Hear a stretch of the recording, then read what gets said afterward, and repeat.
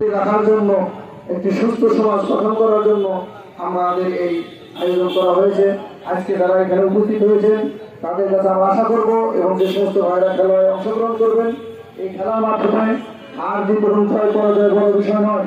খেলা মানে হার জিত এবং জয় পরাজয় থাকবে, তারপরেও আমরা এখানে সুন্দরভাবে খেলবো, একে অপরের ভাই হিসাবে খেলবো, প্রতিযোগিতা থাকবে, কিন্তু সেই খেলার মধ্যে থাকবে আমাদের শৃঙ্খলা, আমাদের আদর্শ এবং আমাদের সৃষ্টিশীলতা, আমাদের মননশীলতা।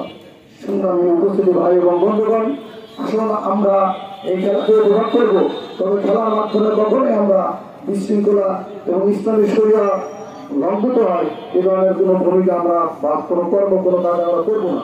আজকের খেলাটা আমরা যারা দর্শক হিসেবে এখানে উপস্থিত হয়েছেন তাদেরকে আমরা মোবারকবাদ জানাই। এবং খেলাধুলা বাদ দিয়ে মাদকের সাথে সম্পৃক্ত হয়ে গিয়েছে। মানুষ তার নাফসানিয়তের কারণেই হোক বা তার সৃষ্টিগত কারণে মানুষ কোনো না কোনো কাজে ব্যস্ত থাকবে, এটাই স্বাভাবিক। কিন্তু তাকে যদি খেলাধুলা থেকে এবং পড়ালেখা থেকে বিরত রাখা হয় তাহলে তার এই সময়টা সে ব্যয় করে এমন কোনো কাজে যেটা সমাজ গড়ার না বরং ভাঙ্গার কাজে লাগে। তো আমাদের সমাজের প্রত্যেকটা গ্রামে একদম আমরা স্বীকার করি আর না করি, প্রত্যেকটা গ্রামে আমাদের যুব সমাজ আজকে প্রায় মাদকের সাথে জড়িত, অধিকাংশ যুব সমাজই।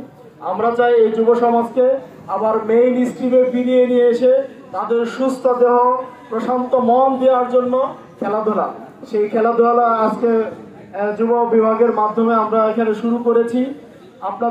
আপনাদের প্রতি আমাদের উদাত্ত আহ্বান থাকবে, প্রত্যেকেই যার যার এলাকায় মহল্লায় যত ছোট মাঠই থাকুক, সেই আমরা ছোটবেলায় যখন খেলেছি বিকাল হলে মাঠগুলোতে শিক্ষার্থীদের আনাগোনা হতো, সেখানে খেলাধুলা করে প্রশান্ত মন নিয়ে আবার সন্ধ্যার পর বাড়িতে যেয়ে পড়তে বসতো। এখন আমাদের সমাজে যেটা হয়েছে, একটা হলো মোবাইল রোগ আর একটা হলো মাদক আসক্ত। আমরা দুইটা আসক্ত থেকেই খেলাধুলা করে আমাদের মনকে প্রশান্ত করব, পড়ার টেবিলে ফিরে যাব। যারা কর্মজীবী তারা বিকেলে খেলাধুলা করে রাতে বিশ্রাম নিয়ে সকালে আবার পূর্ণ উদ্যমে আমাদের নিজ কর্মে ফিরে যাব।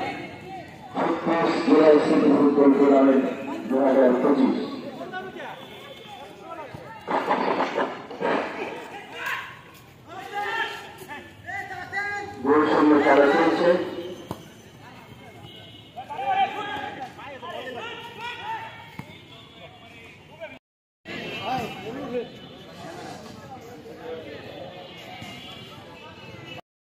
ঠিক আছে, দেখে